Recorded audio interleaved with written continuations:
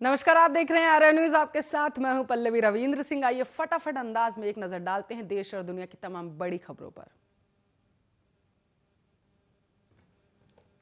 Uttar Pradesh 5 crore corona test कराने वाला देश का पहला राज्य बन चुका है। प्रदेश सरकार ने टेस्ट, ट्रैकिंग और ट्रीट की नीति पर आक्रामकता के साथ काम किया। इसका नतीजा निकला है कि कोरोना को नियंत्रित करने में बड़ी कामयाबी हाथ लगी।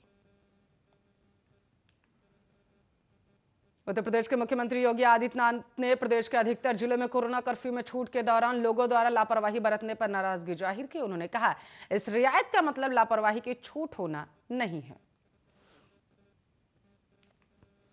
32 साल पुराने किडनैपिंग केस के मामले में जाप के राष्ट्रीय अध्यक्ष पप्पू यादव की जमानत मधेपुरा सेशन कोर्ट ने खारिज कर दी। इधर पप्पू यादव की पत्नी रंजीत रंजन ने ट्वीट कर सरकार पर हमला बोला। कहा, बहुत सारे गीदड़ों ने मिलकर शेर को पिंजरे में रखने की कोशिश की है, मगर याद रहे शेर तो शेर है, गीदड़ गीदड़ रहेगा। पंजाब में सत्तारूढ़ कांग्रेस में चल रही कलह को दूर करने के मकसद से दिल्ली में 3 दिन से मंथन जारी है। कल कांग्रेस कमेटी से चर्चा के लिए कैप्टन अमरिंदर सिंह दिल्ली आ सकते हैं। हाल के कुछ हफ्तों में अमरिंदर सिंह और सिद्धू के बीच तीखी बयानबाजियां देखने को मिली है। बात मध्य प्रदेश की। मध्य प्रदेश में हनी ट्रैप पेन ड्राइव का मामला गहराता जा रहा है। 2 साल पुराने मामले में स्पेशल इन्वेस्टिगेशन टीम ने कमलनाथ को नोटिस जारी किया था। कमलनाथ ने कहा था, उमंग सिंघार को तंग किया गया तो उनके पास भी हनी ट्रैप की पेन ड्राइव है।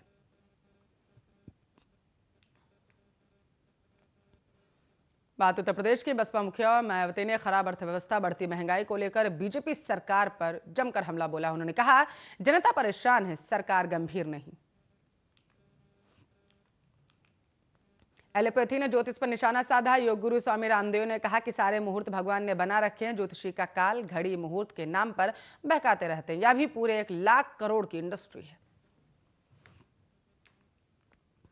मस्जिदों में लाउड स्पीकर की आवाज को प्रतिबंधित करने वाले आदेश का सऊदी अरब प्रशासन ने बचाव किया है। उसने कहा है कि यह मामला अत्यधिक शोर के बारे में शिकायतों से प्रेरित था। इस्लामिक मामलों के मंत्रालय का कहना है, लाउड स्पीकर की आवाज को अधिकतम आवाज के 1/3 से ज्यादा नहीं होना चाहिए। आरोपी और भगोड़ा कारोबारी मेहुल चौकसी मामले में बड़ा खुलासा हुआ है, जहां एक और एंटीगुआ के प्रधानमंत्री गैस्टन ब्राउने की एक चिट्ठी सामने आई है, जिसमें कहा गया है कि मेहुल ने नागरिकता से संबंधित जानकारियां छिपाई थी। चलिए बात मध्य प्रदेश की करते हैं। मध्य प्रदेश के पूर्व मंत्री लक्ष्मीकांत शर्मा की मौत के बाद उनके अंतिम संस्कार में कोरोना प्रोटोकॉल का जमकर उल्लंघन किया गया। शर्मा की मौत कोरोना से हुई थी और गाइडलाइन के मुताबिक 20 से ज्यादा लोगों को अंतिम संस्कार में शामिल होने की अनुमति नहीं थी। फिर भी सैकड़ों की भीड़ देखी गई। कर्नाटक की बात करेंगे। कर्नाटक में मैसूर जिले के कोपलू गांव से एक बेहद भावुक कर देने वाली खबर सामने आ रही है। 45 वर्षीय आनंद अपने बीमार बच्चे की जान बचाने के लिए तपती धूप में 300 किलोमीटर साइकिल चलाकर दवा लेने गया। 4 साल पहले गलती से पड़ोसी देश की सीमा पार कर पाकिस्तान पहुंचे शख्स को अब भारत वापस भेज दिया गया है। यह शख्स तेलंगाना के माधापुर इलाके से लापता होकर साल 2017 में पाकिस्तान पहुंच गया था और उस समय शख्स को सीमा पार करने के जुर्म में धर दबोचा गया था। बात उत्तर प्रदेश की। उत्तर प्रदेश के माध्यमिक शिक्षा विभाग ने कक्षा 6, 7, 8, 9 और 11 के छात्रों को अगली कक्षा में प्रमोट करने का दिशा निर्देश जारी कर दिए। छात्र वार्षिक परीक्षाफल के आधार पर अगली कक्षा में भेजे जाएंगे। भारत में कोरोना महामारी की दूसरी लहर के बीच राहत की खबर सामने आ रही है। दरअसल भारत में मिले कोरोना वायरस के वेरिएंट के खतरे को लेकर विश्व स्वास्थ्य संगठन ने कहा, डेल्टा का अब सिर्फ एक वेरिएंट ही चिंता का विषय है, जबकि बाकी 2 स्ट्रेन का खतरा कम हो गया है। कोरोना महामारी में बच्चों को भी संक्रमण का खतरा सताने लगा है। वर्तमान में ज्यादातर संक्रमित बच्चे बिना लक्षण वाले हैं, लेकिन आगामी दिनों में अगर वायरस का रूप बदलता है तो बच्चों को परेशानियां बढ़ सकती हैं। 2 से 3% बच्चों को अस्पतालों में भर्ती कराना पड़ सकता है। इसलिए राज्यों को जल्द ही बच्चों की चिकित्सीय व्यवस्था को बढ़ाने के निर्देश दिए गए। बात उत्तर प्रदेश की गोंडा की। आपको बताते चले, गोंडा में बीती रात एक बड़ा हादसा हो गया। यहां सिलेंडर धमाके के बाद 2 मंजिला मकान गिरने से 8 लोगों की मौत की खबर है। घटना में 7 लोग घायल। केंद्र सरकार ने देश की आंतरिक सुरक्षा को लेकर महत्वपूर्ण फैसला ले लिया है। केंद्र ने पेंशन नियमों में संशोधन किया। इसके मुताबिक अब खुफिया या सुरक्षा से संबंधित संगठनों से रिटायर्ड अधिकारी बिना इजाजत कोई भी चीज प्रकाशित नहीं कर सकते। अब कोई भी आरोग्य सेतु ऐप से कोरोना वैक्सीनेशन का स्टेटस भी पता कर सकता है। जिन लोगों ने टीके की दोनों खुराक ले ली हैं, उन्हें ऐप के होम पेज पर ब्लू शील्ड मिलेगा। आरोग्य सेतु के उपयोगकर्ताओं और 2 ब्लू टिक के साथ ये ब्लू शील्ड दिखाई देगी।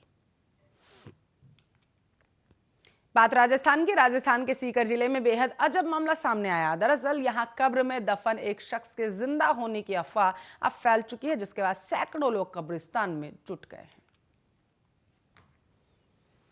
कोरोना जैसे संकट काल में कई जगह डॉक्टरों के साथ दुर्व्यवहार किया गया, उनके साथ मारपीट की गई। ताजा मामला असम के होजाई जिले से आया है। यहां एक कोरोना मरीज की मौत होने के बाद गुस्साए परिवार वालों ने जूनियर डॉक्टर पर हमला बोल दिया। गूगल एलएलसी ने दावा किया है कि डिजिटल मीडिया के लिए आईटी नियम उसके सर्च इंजन पर लागू नहीं होते। कंपनी ने दिल्ली हाईकोर्ट से बुधवार को अनुरोध किया कि वह एकल न्यायाधीश के उस आदेश को दरकिनार करे। लखनऊ की बात करेंगे। लखनऊ के इमलिया गांव खामोश सदमे और शोक में डूबा हुआ है। 25 अप्रैल से 15 मई के बीच 20 दिनों के भीतर एक परिवार के 7 सदस्यों की मृत्यु हो चुकी है। 8वां सदस्य लगातार मौतों के सदमे को सहन करने में असमर्थ था और हृदय गति रुकने से उसकी भी मृत्यु हो गई। मृतकों में परिवार के 4 भाई शामिल हैं।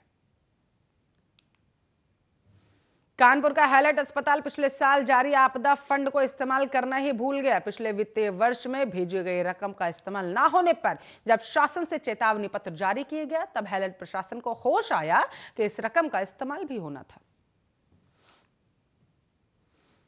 यूपी उत्तराखंड के पुलभट्टा सीमा पर कोरोना जांच के दौरान बड़ी फर्जीवाड़ा सामने आया है। पुलिस ने लैब कर्मचारियों से इस्तेमाल एंटीजन किट बरामद की है। आरोप है कि लैब कर्मचारी यूज किट से ही कोरोना की जांच कर रहे थे। यूपी के फतेहपुर और बरिया जिले में रेप के अलग अलग मामले सामने आए हैं। फतेहपुर में रेप के आरोपी को गिरफ्तार कर लिया गया है, वहीं बलिया में 2 आरोपियों को खिलाफ केस दर्ज किया गया। टीकाकरण की रफ्तार को बढ़ाने के लिए डीसीजीआई ने एक बड़ा फैसला लिया है। जिन वैक्सीन को अमेरिकी एफडीए और विश्व स्वास्थ्य संगठन से आपातकालीन इस्तेमाल की मंजूरी मिल चुकी है, उन्हें भारत से अलग से ट्रायल प्रक्रिया से नहीं गुजरना होगा। बात बिहार की करेंगे। बिहार के डीजीपी ने एक नया फरमान जारी कर दिया है। नए आदेश के मुताबिक पुलिस अधिकारी और जवान को ड्यूटी के दौरान मोबाइल इस्तेमाल करने पर रोक लगा दी गई। आदेश नहीं मानने वाले पुलिसकर्मियों पर कार्रवाई भी हो सकती है। आरजेडी सुप्रीमो लालू यादव की बेटी रोहिणी आचार्य लगातार ट्विटर पर सक्रिय रहती हैं। बुधवार को एक ट्वीट में रोहिणी आचार्य ने लिखा, दिल पर हाथ रखकर पूछिए सरकार कि क्या आप सही कार्य कर रहे हैं? कुर्सी के काबिल हो, जब संभल नहीं रहा है राज्य तो इस्तीफा क्यों नहीं दे देते?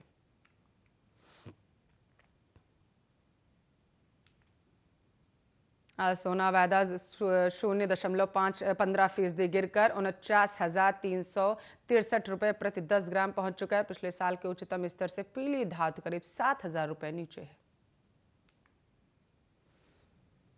बॉलीवुड की जाने माने सिंगर श्रेया घोषाल ने हाल ही में बेटे को जन्म दिया। उनके फैंस को बड़ी बेसब्री से पहली झलक का इंतजार था। आज श्रेया ने सोशल मीडिया के जरिए बेटे की पहली झलक दिखा दी। श्रेया ने बेटे का नाम देवयान मुखोपाध्याय रखा है।